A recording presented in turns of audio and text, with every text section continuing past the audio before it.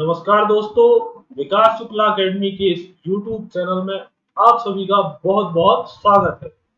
मेरा नाम विकास शुक्ला है और आज मैं आप सभी के सामने मध्य प्रदेश का जो पीएससी एग्जाम है 2020 उसके मेंस हेतु मुख्य परीक्षा हेतु आदर्श उत्तर लेखन हेतु संपूर्ण जानकारी या हमारा उत्तर लेखन कैसा हो, ये सारी जानकारी मैं लेकर के आया हूं। इस वीडियो के बाद मेंस से संबंधित सारे डाउट आपके खत्म हो जाएंगे और इस लेक्चर के बाद का उत्तर लेखन और इस लेक्चर के पूर्व का उत्तर लेखन आप दोनों को मिला लीजिएगा, अंतर आपको स्वयं दिख जाएगा। तो जो लोग भी अपना मेंस देने वाले हैं, उत्तर लिखने से पूर्व इस वीडियो को एक बार जरूर देखिएगा। आप सभी को वो सारी चीजें क्लियर हो जाएंगी जो उत्तर लेखन के समय दिमाग में आती है। क्लियर? तो सबसे पहले आप सभी इस वीडियो की लिंक को अपने दोस्तों, जो भी आपके ग्रुप्स हैं, टेलीग्राम, व्हाट्सएप, जो भी ग्रुप्स है, जल्दी से लिंक को शेयर कर दीजिए, जल्दी से शेयर कर दीजिए। और जो भी लोग आए हैं प्लीज वीडियो को लाइक कर दीजिए। अगर चैनल पर नए हैं तो चैनल को सब्सक्राइब जरूर करें और बेल आइकन को प्रेस कर दीजिए। आप लोगों ने अगर मेरे मध्य प्रदेश के इतिहास से संबंधित लेक्चर, जो मध्य प्रदेश की रियासतें या हम बात करें मध्य प्रदेश में स्वतंत्रता संग्राम, उसके लिए मेरी प्लेलिस्ट में आप जाइए और उन वीडियोस को जरूर देखिए। तो भाई लिंक शेयर करो जल्दी, सब लोग लिंक को अपने दोस्तों के पास शेयर कर दो जल्दी से। फिर हम स्टार्ट करते हैं, जल्दी से शेयर कर दें। चलिए हम स्टार्ट करते हैं अपना लेक्चर एमपीपीएससी 2020 मेंस।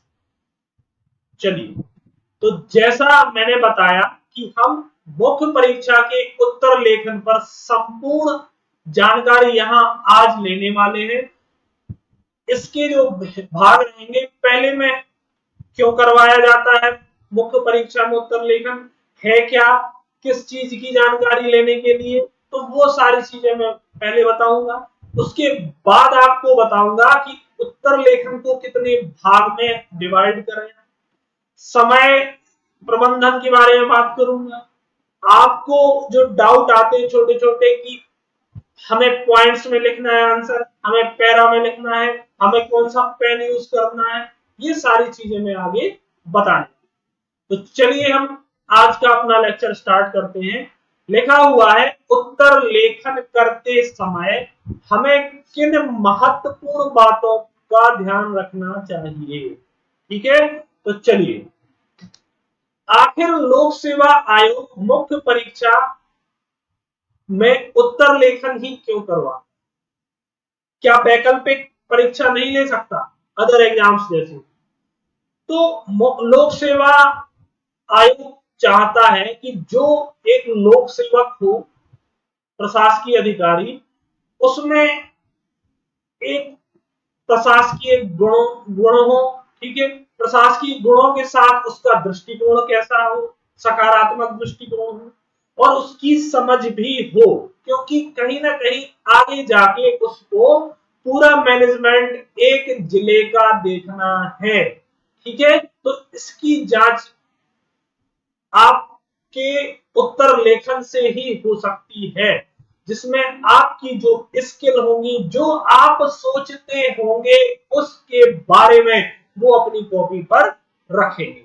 ठीक है, तो देखिए क्या लिखा हुआ है, लोक सेवा की मुख्य परीक्षा में सफलता सिर्फ अध्ययन एवं ज्ञान नहीं, बल्कि, तो ये कह रहा है वो कि लोक सेवा की मुख्य परीक्षा में जो सफलता सिर्फ अध्ययन और ज्ञान से नहीं बल्कि प्रामाणिक अध्ययन, ठीक है, प्रामाणिक अध्ययन एवं उसका परीक्षा उपयोगी प्रदर्शन है। ठीक है, हो सकता है आपके अंदर बहुत बहुत अध्ययन किया हो, आप में बहुत ज्ञान हो, बल्कि मुख्य परीक्षा में मेन देखा जाता है प्रामाणिक अध्ययन, वह अध्ययन कितना प्रामाणिक है, आपके तथ्य कितने प्रामाणिक हैं, एवं उसका परीक्षा उपयोगी प्रदर्शन, और आप उनको किस तरह से प्रदर्शित करते हैं।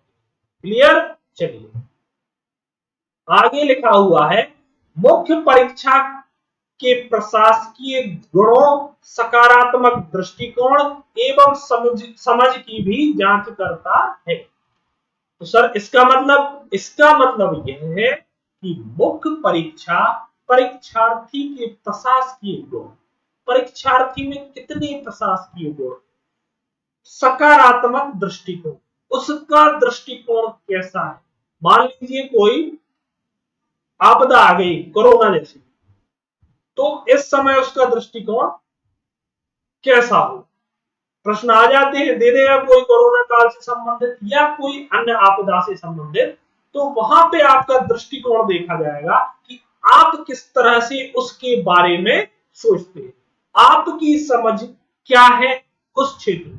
ठीक है, तो मुख्य परीक्षा परीक्षार्थी के प्रशासकीय गुणों, सकारात्मक दृष्टिकोण एवं समझ की भी जांच करता है। ठीक है, चलिए एक अच्छा उत्तर क्या होगा, तो एक अच्छा उत्तर वह है जो प्रश्न का उत्तर।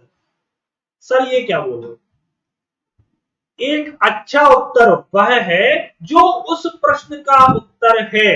फॉर एग्जाम्पल मान लीजिए इस बार पेपर में 3 नंबर में लिखा आ गया खजुराहो।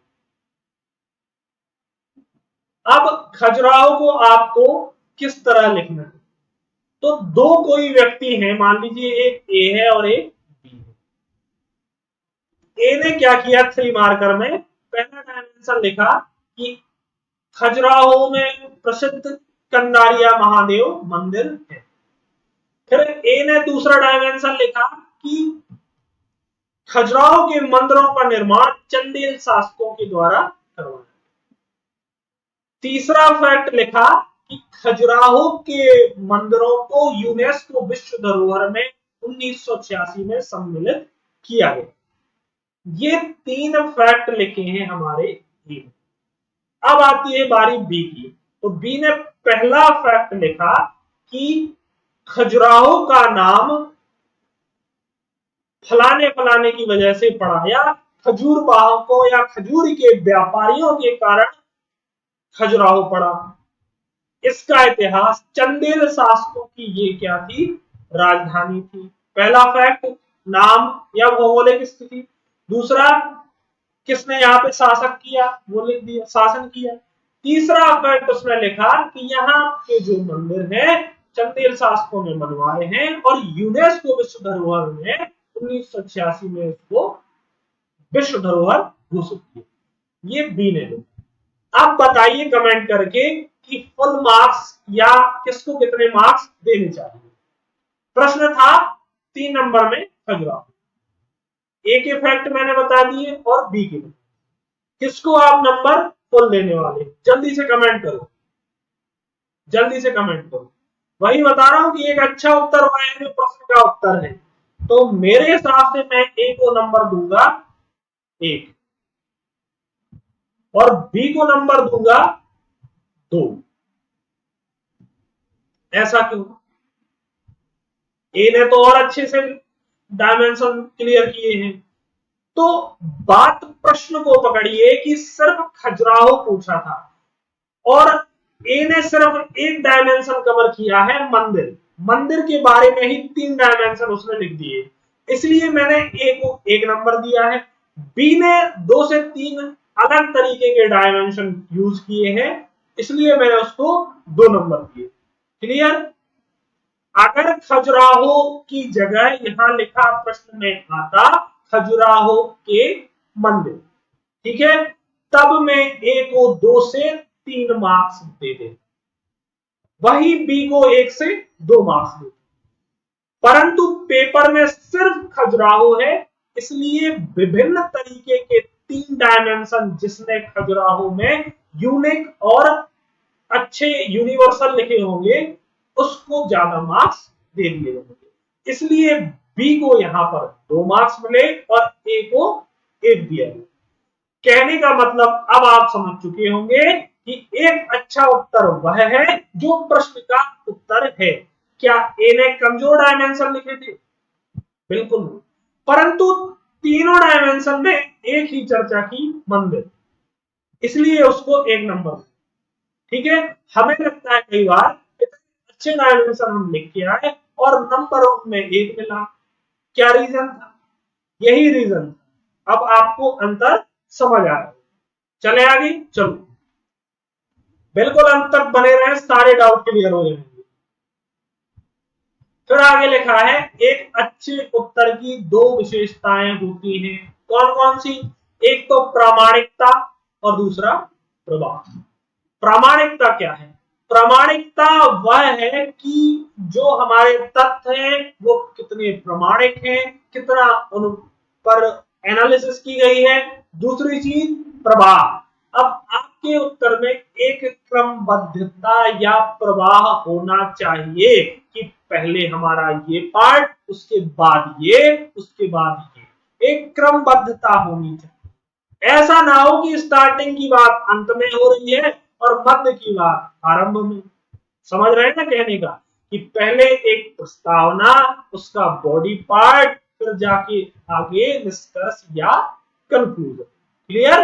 तो दो विशेषताएं होती है एक अच्छे उत्तर की, प्रामाणिकता और प्रवाह। ठीक है, चले आगे, चलो।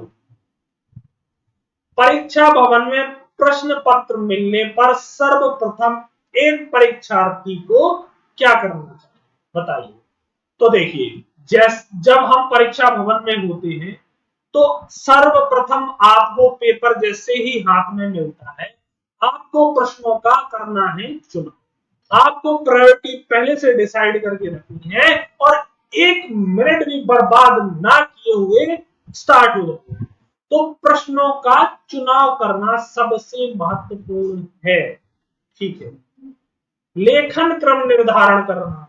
तो पहले ऐसा होता था कि आपको प्रश्न का उत्तर लिखना पड़ता था वहां, तो उसमें ऊपर प्रश्न नहीं लिखा होता था। अब कॉपी में ही ऊपर प्रश्न लिखा मिल जाएगा आपको पेज में, तो उतनी दिक्कत नहीं है। आगे लिखा है इसमें शुरुआत में अच्छा लिखना। अब जब हम पेपर लिखते हैं, आंसर लिखते हैं, तो आपको शुरुआत में बहुत अच्छे प्रभावी तरीके से लिखना। क्या होता है, एग्जामिनर जब आरंभ में हमारी जो चीजों को एक धारणा बना चुका होता है दिमाग में कि आपकी का प्रदर्शन या आपकी समझ क्या है, आपका लिखने का तरीका क्या है, तो अगर मान लीजिए आखिरी में आपके पास समय नहीं रहा और आपने जल्दी जल्दी में आंसर लिख दिया कोई, तो वो एग्जामिनर समझ चुका है कि आप एक अच्छे लेखक हैं, आपके पास समय नहीं था, इसलिए आपने जल्दी जल्दी में आखिरी में उत्तर लिख दिया। तो आप के लिए एक सकारात्मक दृष्टिकोण स्टार्टिंग में ही बन चुका है, तो आपको अंत में उसका लाभ ही मिलेगा। ठीक है, तो स्टार्टिंग में बहुत अच्छा है लिखना, पूरे पेपर में ही है। ऐसा मत बोलना कि सर स्टार्टिंग में ही अच्छा लिख दे, बाद में तो फिर ठीक है, ऐसा भी नहीं करना है। समय का निर्धारण, तो समय टाइम मैनेजमेंट आगे मैं बताऊंगा, ठीक है, कोई दिक्कत नहीं। लाइन निर्धारण, चौथे पॉइंट में लिखा है लाइन निर्धारण। तो एक मिनट में अपने को 2 से 3 लाइनें लिखनी है। कितनी? एक मिनट में 2 से 3 लाइन आपको लिखनी है, तब आप पेपर को पूरा हल कर। क्लियर? चलिए, प्रथम, द्वितीय, तृतीय प्रश्न पत्र में 2 खंड रहेंगे, एक आ और दूसरा बा। जो पेपर है 3 पेपर स्टार्टिंग के, पहला, दूसरा, तीसरा, इनमें 2-2 खंड रहते हैं, आ खंड और बा खंड। प्रत्येक खंड 150 अंकों का होता है तथा समय 1.5 घंटे होता है। ठीक है, एक खंड के लिए, आ के लिए, और 1.5 घंटे ही बा के लिए। ऐसे करके 3 घंटे का समय होता है। प्रत्येक खंड में 15 अति लघुत्तरीय जो 3 मार्कर होते हैं, प्रत्येक खंड में 15 3 मार्कर। 10 लघुत्तरीय या 5 मार्कर और 5 प्रश्न दीर्घ उत्तरीय जो 11 मार्कर होते हैं। ठीक है, प्रत्येक खंड में। चले आगे। आपको एकदम मैं सारी इंफॉर्मेशन बेस्ट तरीके से दे करके जाऊंगा, आखिरी तक बिल्कुल बने रहें। अब हम देखने वाले हैं उत्तर का प्रारूप कैसा हो, उत्तर में क्या क्या हो, उत्तर में कितने भाग हो। तो देखिए, उत्तर में प्रमुख 3 भाग होने चाहिए। कौन कौन से? एक आरंभ या भूमिका, जिसको हम बोलते हैं इंट्रोडक्शन। इंट्रोडक्शन। तीसरा जो दूसरा भाग है वो है विस्तार। विस्तार या बॉडी, उस प्रश्न की जो भी प्रश्न है उसका मेन जो विस्तार या बॉडी होगी वो मध्य में होगी। अंत में जो अंत भाग होगा उत्तर के प्रारूप का, उसमें समीक्षा के साथ निष्कर्ष लिखा हुआ होना चाहिए। क्लियर? तो उत्तर के प्रारूप के 3 भाग हैं, एक आरंभ, एक विस्तार और तीसरा समीक्षा या निष्कर्ष। क्लियर है? चलिए अब हम देखते हैं इसको कि भूमिका क्या होती है। तो सीधे प्रश्न से शुरुआत करना, क्या होती है भूमिका। अब जो भी प्रश्न पूछा गया है उसमें आप सीधे उस प्रश्न को उठाइए और आरंभ कर दीजिए। ठीक है, प्रश्न की मांग से संबंधित महत्वपूर्ण पॉइंट। अब उस प्रश्न की मांग के हिसाब से जो सबसे महत्वपूर्ण पॉइंट होंगे वो भूमिका में लिखे जाएंगे। ठीक है, चलिए। यदि प्रश्न किसी विवाद पर आधारित हो, ठीक है, अगर प्रश्न किसी विवाद पर है तो दोनों पक्षों के संकेत या अपना निष्कर्ष नहीं देना चाहिए। यदि कोई प्रश्न विवाद से संबंधित है, ठीक है, तो उसमें दोनों पक्षों को हमें बराबरी से या फिर उसके जो पॉइंट्स हैं उनको रखना, लेकिन अपना मत व्यक्त नहीं करना। अगर प्रश्न से संबंधित कोई शोध या रिपोर्ट का आधार हो तो उसका उल्लेख करना चाहिए। कैसे? ऐसे मान लीजिए कोई स्वास्थ्य से संबंधित प्रश्न है कि कोरोना काल के दौरान कितने लोग इससे प्रभावित हुए या जो भी है, कोई रिपोर्ट आई है तो उस रिपोर्ट के आधार पर बता देना है कि 2000 स्वास्थ्य मंत्रालय की 2020 की रिपोर्ट के अनुसार इस तरीके से उसकी फ्रेमिंग कर देनी है, वो हो जाएगी भूमिका। क्लियर है? समझ आया होगा कि भूमिका वह है जहां से हमें प्रश्न सीधा प्रारंभ करना है और किसी रिपोर्ट या शोध के आधार पर जो सबसे महत्वपूर्ण उससे तथ्य हैं उनको हमें आरंभ में इंट्रोडक्शन या भूमिका में लिख देना। क्लियर?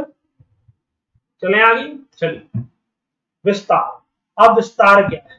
तो प्रश्न की मांग एवं समय के अनुसार विभिन्न पक्षों को शामिल कर। अब जो प्रश्न में डिमांड है उसकी मांग के अनुसार सब विभिन्न पक्षों, जो भी उससे संबंधित पक्ष हैं, उन सबको उस विस्तार या मध्य भाग जो उत्तर लेखन का है उसमें लिखना है। जैसे जैसे उससे संबंधित सामाजिक पक्ष, आर्थिक पक्ष, राजनीतिक पक्ष, सांस्कृतिक पहलू, राष्ट्रीय तथा अंतरराष्ट्रीय पहलू, ये मध्य के भाग में।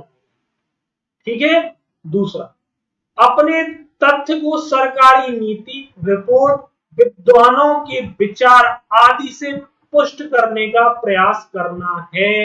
अगर किसी विद्वान ने कोई अपना विचार दिया है उसके संबंध में या कोई सरकार की नीति रही है तो उसके हिसाब से उस बॉडी को या उस प्रश्न को पुष्ट करने का प्रयास करना है कि हाँ, इनके अनुसार ऐसा ऐसा है। क्लियर? चलिए तीसरे पॉइंट में लिखा है प्रश्न की प्रकृति व तथ्यों के अनुसार कहीं बिंदु तथा कहीं पैराग्राफ में उत्तर लिखना है। बहुत अच्छी लाइन। लोग बार बार पूछते हैं कि सर पॉइंट्स में आंसर लिखें या पैराग्राफ।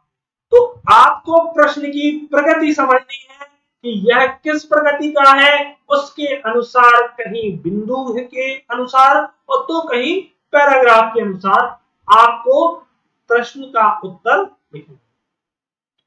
ठीक है, जैसे जैसे मान लीजिए कि आपको मिल गया कि हमारे संविधान में कुल कितने मौलिक कर्तव्य है। ठीक है, तो मौलिक कर्तव्यों की यहां पर काउंटिंग फिक्स है।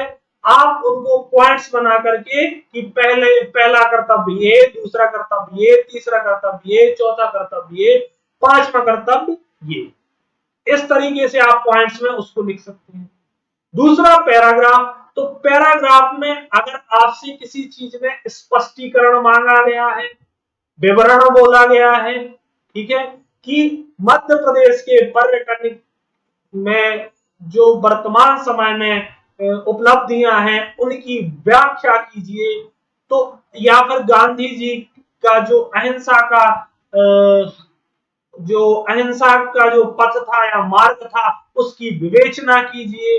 तो आप पैराग्राफ में जाएंगे, फिर उसमें पॉइंट्स नहीं लिखेंगे कि महात्मा गांधी का एक अहिंसा का ये नारा, फिर ये, तो उसमें पॉइंट्स से बचना है क्योंकि हमें व्याख्या करनी है। तो व्याख्या अगर लिखा है प्रश्न में तो आप पैराग्राफ पे जाएंगे। ठीक है, कहने का तात्पर्य यह है कि आपको एक किसी पैटर्न को फॉलो नहीं करना है, आपको प्रश्न की प्रगति समझनी है और उसके अनुसार बिंदु एवं कहीं पैराग्राफ में प्रश्न को। अब जो उत्तर का मध्य भाग है, बॉडी या विस्तार, इसमें भी आपको एक क्रमबद्धता दिखनी चाहिए। ठीक है, संतुलित प्रश्न लिखना है क्रमबद्धता के साथ कि बॉडी है तो पहला ये, फिर ये, फिर ये, फिर इस तरीके से ये तथ्य यहां शामिल करो। ठीक है, एक क्रमबद्धता और एक लय होनी चाहिए आपके आंसर में। क्लियर है? चलिए आगे, अब हम आगे चलते हैं।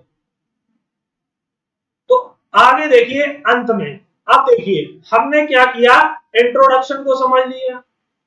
ठीक है, हमने बॉडी या मध्य भाग जो दूसरा पार्ट था उत्तर के प्रारूप लेखन का, तो दो भाग हम देख चुके हैं।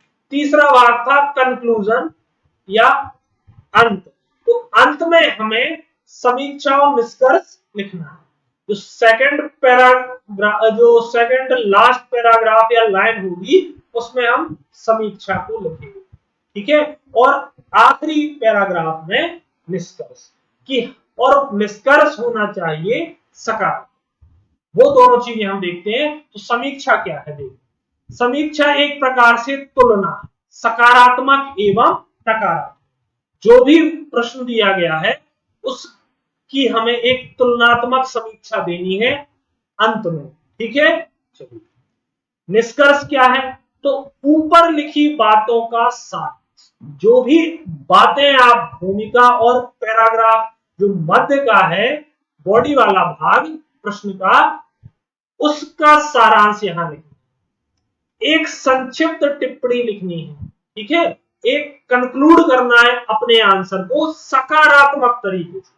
ठीक है, टॉपिक का दूरगामी प्रभाव, कि इस टॉपिक या इस जो भी प्रश्न है या जो क्षेत्र आया कि इसका क्या क्या दूरगामी प्रभाव रहेगा, वो डिस्कस हो जाएगा। टॉपिक की वर्तमान प्रासंगिकता, यह भी अपने निष्कर्ष में हम लिख सकते हैं। इसके अलावा टॉपिक को मानव विकास या कल्याण के संदर्भ में या देश के विकास के संदर्भ में सकारात्मक रूप से समाप्त करना है।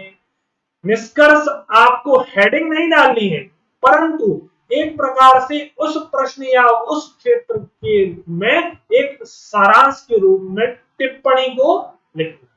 ठीक है, और वह टिप्पणी आपकी एक सकारात्मक दृष्टिकोण के साथ खत्म होनी चाहिए। इससे होगा क्या, इससे एग्जामिनर को पता चल जाएगा कि आपका दृष्टिकोण उस मत में क्या है और आपकी सोच क्या है, समझ कितनी है, तो आपको अपना निष्कर्ष में एक बढ़िया टिप्पणी, संतुलित टिप्पणी करनी है और अपनी बातों को सारांश या छोटे रूप में सकारात्मक नजरिए के साथ समाप्त कर। तो मैंने आपको अभी उत्तर के प्रारूप में 3 चीजें बताई। एक मैंने भूमिका बताई, दूसरी उसका विस्तार बॉडी पार्ट बताया, तीसरा मैंने समीक्षा या निष्कर्ष मैंने अपने उत्तर के प्रारूप लेखन में। ठीक है, इन 3 चीजों का प्रमुख रूप से ध्यान रखा जाता है जब हम उत्तर लेखन करते हैं।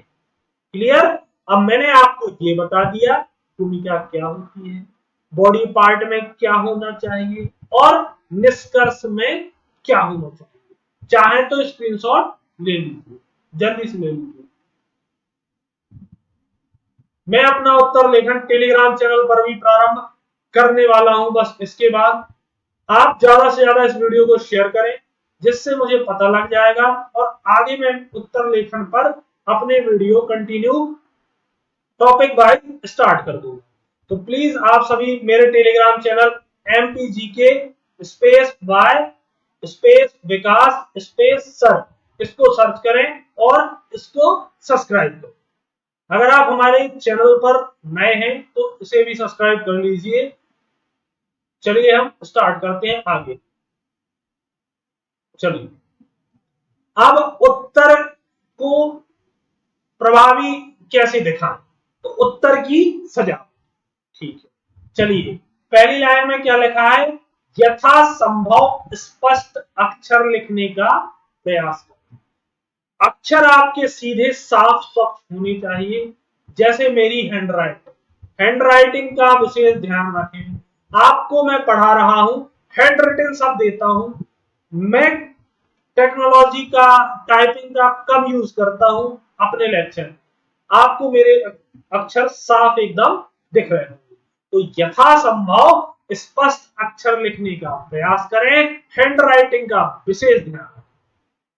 लंबे प्रश्न में 2-3 लाइन की भूमिका के तुरंत बाद विस्तार के तथ्यों का फ्लो चार्ट। अब देखिए, जैसे ही आप प्रश्न को प्रारंभ करेंगे तो मैंने 3 भाग में अपने उत्तर को बांटा था, एक भूमिका, दूसरा विस्तार, तीसरा निष्कर्ष। तो जब आप 2 से 3 लाइन की लिखेंगे आप भूमिका, उसके तुरंत बाद विस्तार। अब विस्तार में आप जो पॉइंट्स ऐड करने वाले हैं उसका सबसे पहले एक फ्लो चार्ट। जैसे मान लीजिए कारण लिखने अपने को उस प्रश्न के, तो कुछ इस तरह आप एक फ्लो चार्ट बनाएंगे और सबसे ऊपर विस्तार में जो बॉडी पार्ट है उसमें सबसे पहले कुछ इस तरह अपना फ्लो चार्ट मेंशन करते हैं।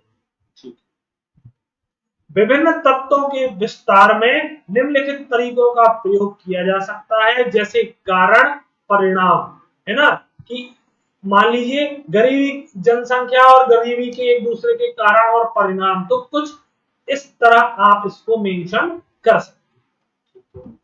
आप अपने आंसर में मानचित्रों का ज्यादा से ज्यादा प्रयोग करें। जिस प्रकार मेरे नोट्स आप टेलीग्राम पर देखते होंगे, तो आपने अगर टेलीग्राम नहीं ज्वाइन किया है तो प्लीज आप टेलीग्राम पर विजिट करें। आपको बेहतर से बेहतर रिलेवेंट कंटेंट में वहां बिना किसी फालतू या अननेसेसरी चीजों के वहां दे रहा हूं। तो मानचित्र का आप प्रयोग करें, जैसा मैंने आपको यहां प्रदर्शित किया। जितना फ्लोचार्ट और मानचित्र को आप यहां प्रदर्शित करेंगे, उससे 2 काम होंगे। एक, आपका टाइम बचेगा, दूसरा आपके आंसर से एग्जामिनर को चीजें ढूंढनी नहीं पड़ेंगी, उसको साफ साफ स्वच्छ सीधा सामने दिखेगा। क्लियर? चलिए आगे।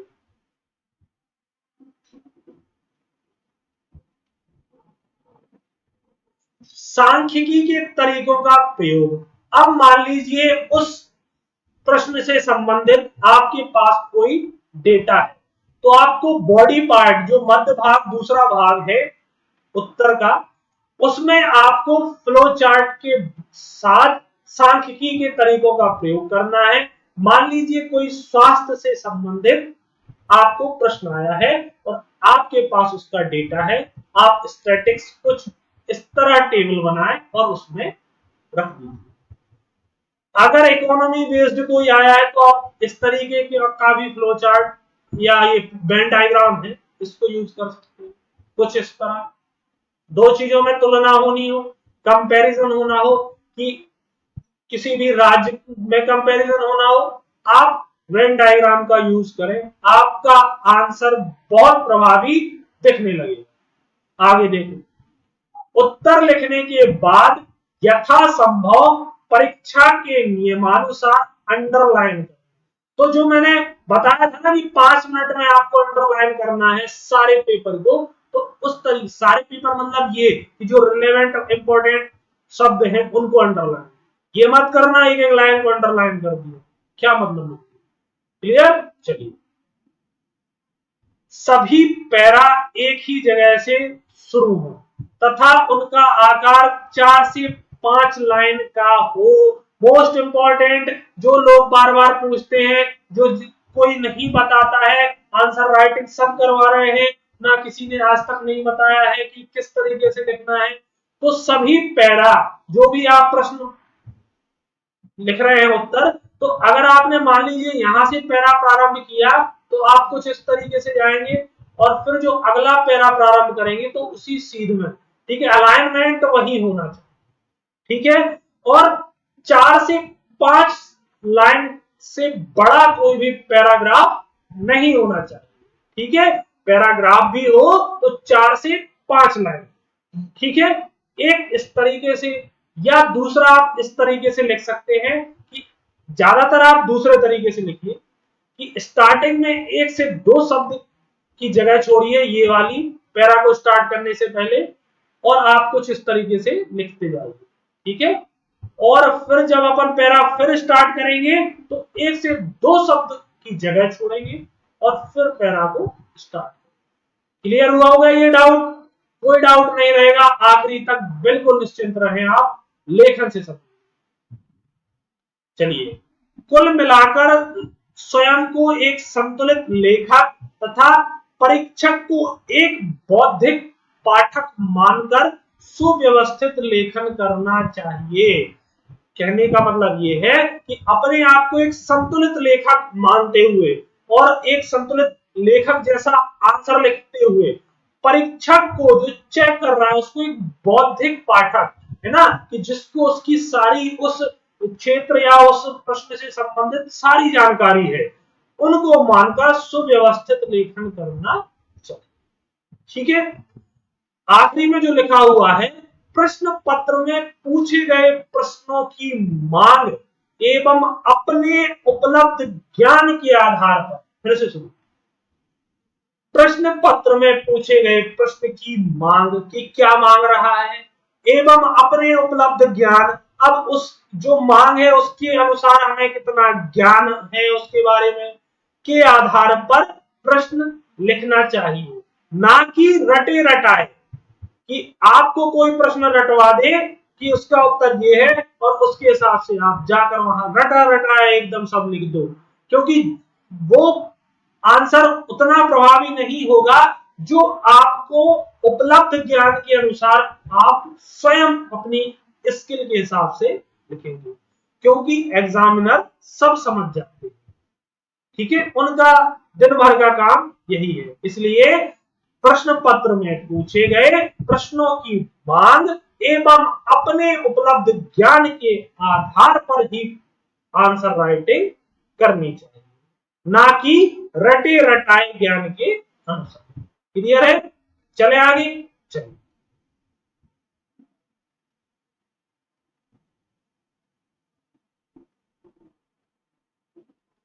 अन्य महत्वपूर्ण बिंदु।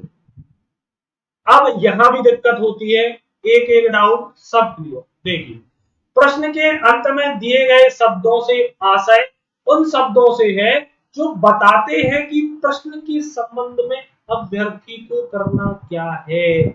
मतलब ये कि जब हम प्रश्न को पढ़ते हैं तो उसके आखिरी में जो लिखा होता है ना, जैसे जैसे व्याख्या कीजिए, वर्णन कीजिए, विवरण दीजिए, स्पष्ट कीजिए या आलोचना कीजिए, समीक्षा कीजिए, तो इनका एक अलग मतलब निकलता है और यही बताते हैं कि प्रश्न में मांग क्या है। और इन शब्दों को अगर पकड़ लिया आपने, इनमें अंतर कर लिया, आपका आंसर अपने आप प्रभावित। तो देखिए उनको हम देखते हैं। ऐसे शब्दों में इन्हीं शब्दों के आधार पर तय होता है कि परीक्षक अभ्यर्थी से उत्तर में क्या उम्मीद कर रहा है। समझे हो कि क्वेश्चन की डिमांड इन शब्दों से हमें पता चल जाए। ठीक है, चलिए अब देखो, अगर प्रश्न के अंत में लिखा है व्याख्या कीजिए, वर्णन कीजिए, विवरण दीजिए, स्पष्ट कीजिए, स्पष्टीकरण दीजिए, प्रकाश डालिए, अगर ये सारे शब्द प्रश्न के अंत में हैं, तब आपको इनको एक ही समझना है। ठीक है, और इसमें क्या होगा कि इन सभी शब्दों से प्राय समान आशय व्यक्त होता, सबका मतलब एक है। वर्णन और विवरण वाले प्रश्नों में तथ्यों की गुंजाइश ज्यादा होती है। जहां लिखा गया वर्णन कीजिए, विवरण दीजिए, इनमें तथ्यों की गुंजाइश ज्यादा होती है। इनमें हम तथ्य रूप में तथ्य ज्यादा डाल सकते हैं।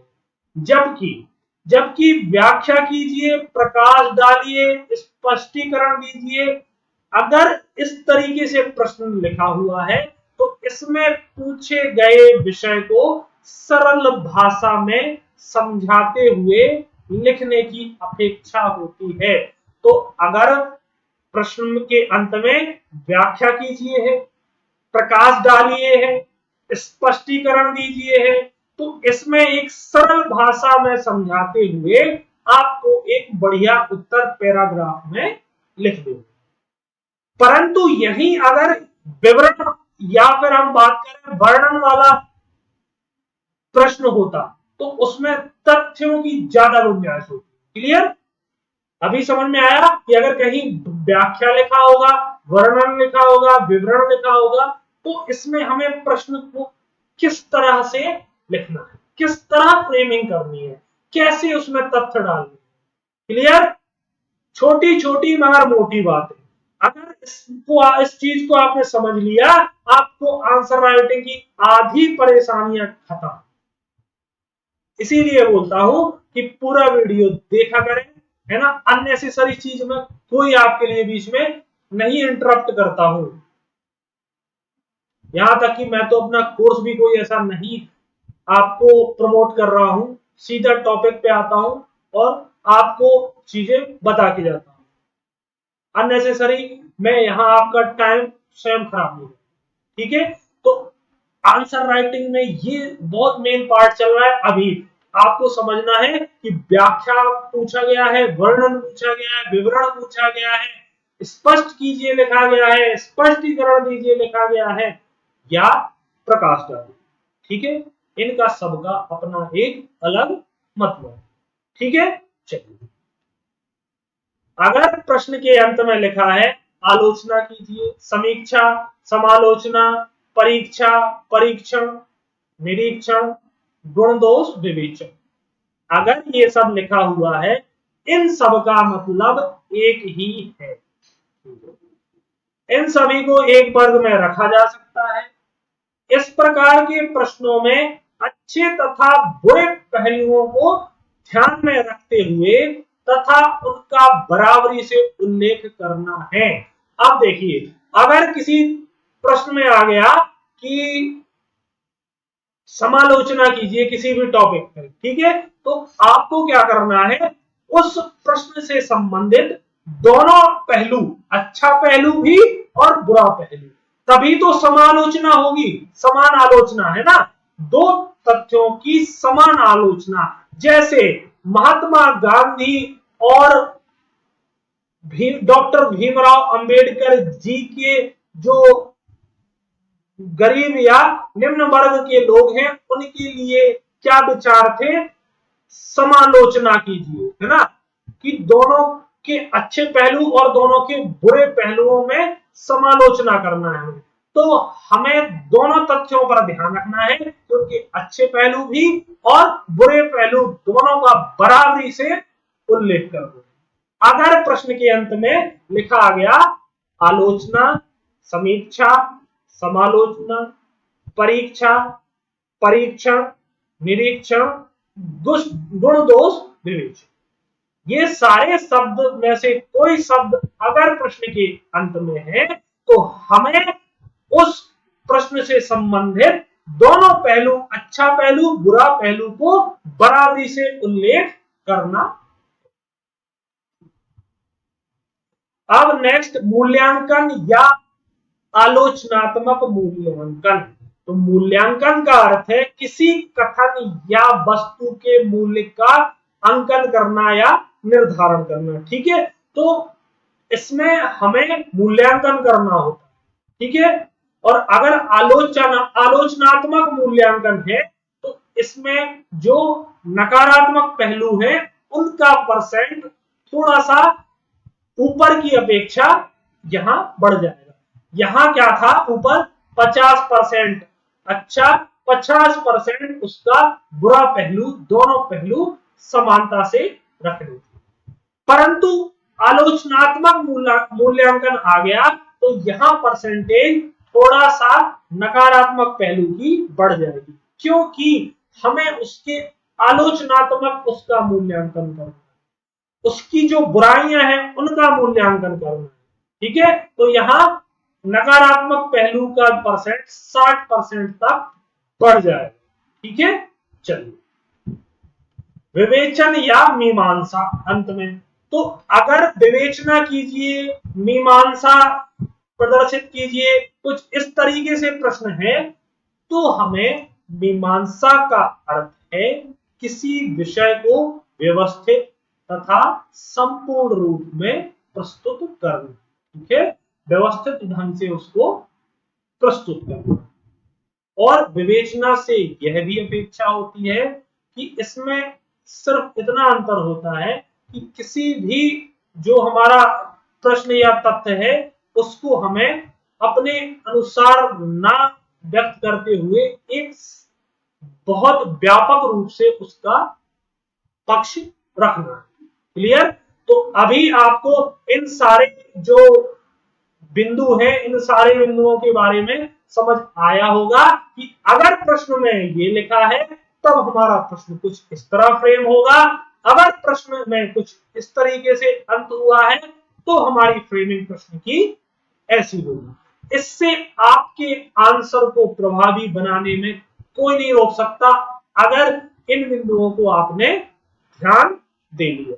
क्लियर है? आपका आंसर इनको ध्यान रखिएगा, देखना डिफरेंस अलग ही समझ आ जाएगा। उस दिन आप बोलोगे कि हाँ सर आपने सही बोला। क्लियर? चलिए आगे चलते।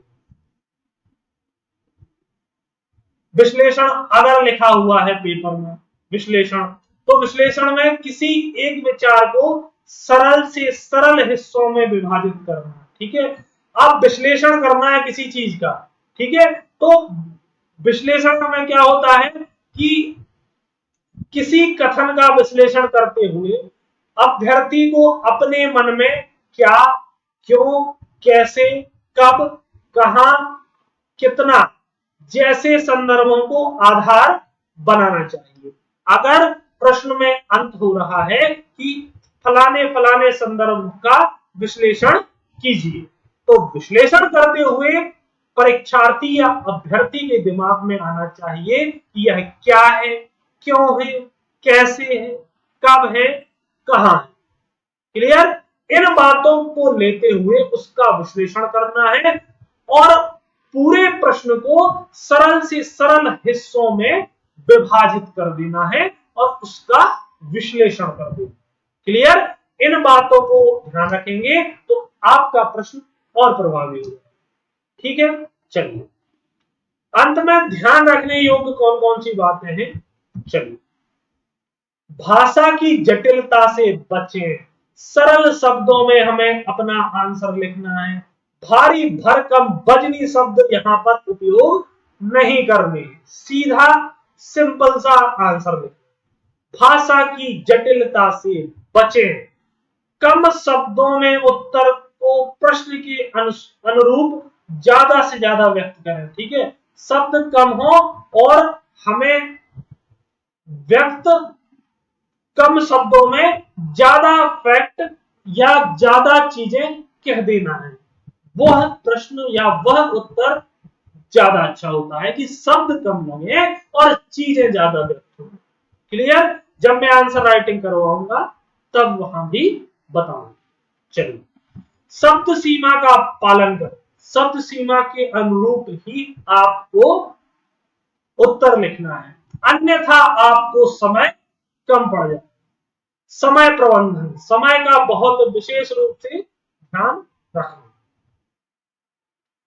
पैराग्राफ प्रारंभ करते समय दो शब्द की जगह छोड़ना है तथा अन्य पैराग्राफ वहीं से प्रारंभ करें।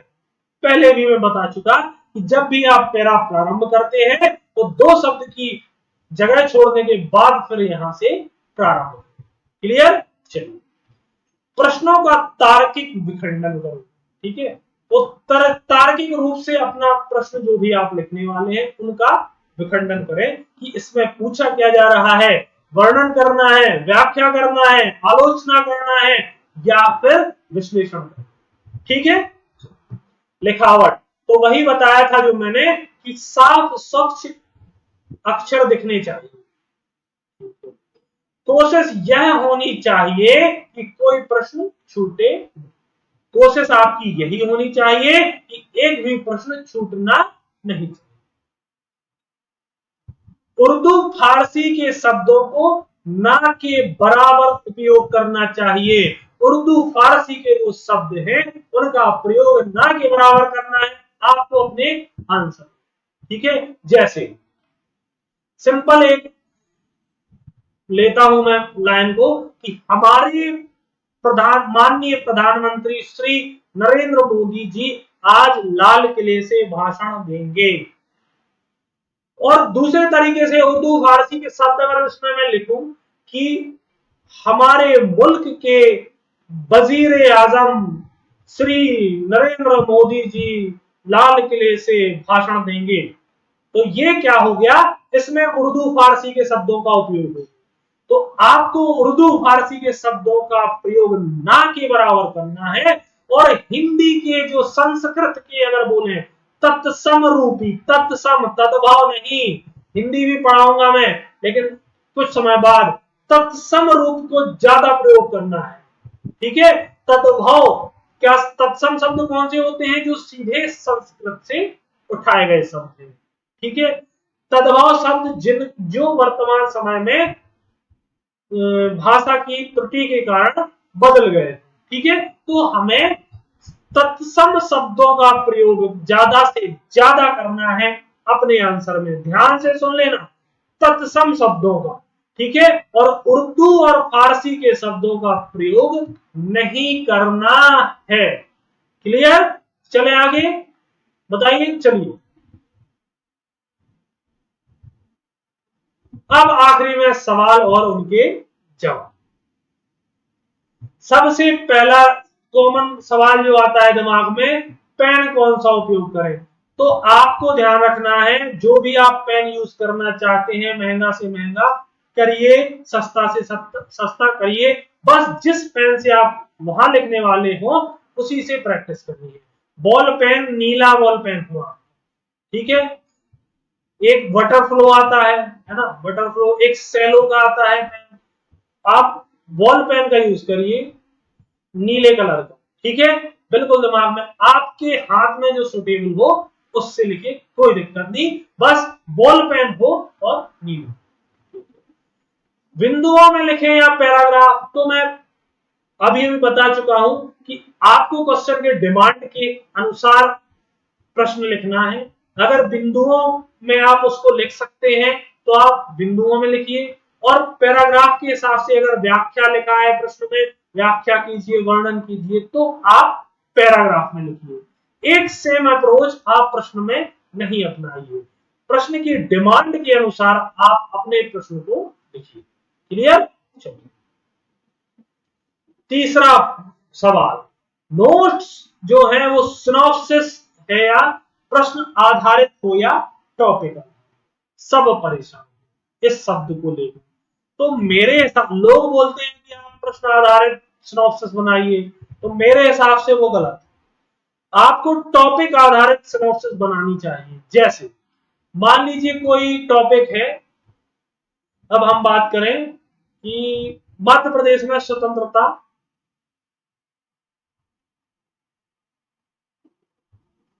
आंदोलन, ठीक है। अब मध्य प्रदेश में स्वतंत्रता आंदोलन, तो आप अपना जो इसमें एक जो सिनॉप्सिस तैयार करें वो 200-300 शब्दों की, 300-400 शब्दों की, ठीक है। इसमें ही वो डायरेक्ट पॉइंट सम्मिलित करें जो इससे जितने प्रश्न बन सकते हैं। याद रखें, एक टॉपिक 300 शब्द से पार नहीं जाना चाहिए। आपको 300 शब्दों में वो सारे प्रश्न समाहित कर देना है जो इससे बन सकते हैं। मान लीजिए आंदोलन के कारण, आंदोलन के प्रभाव, इस तरीके से 300 शब्दों में वो सिनॉप्सिस आपको ढाल लेनी है।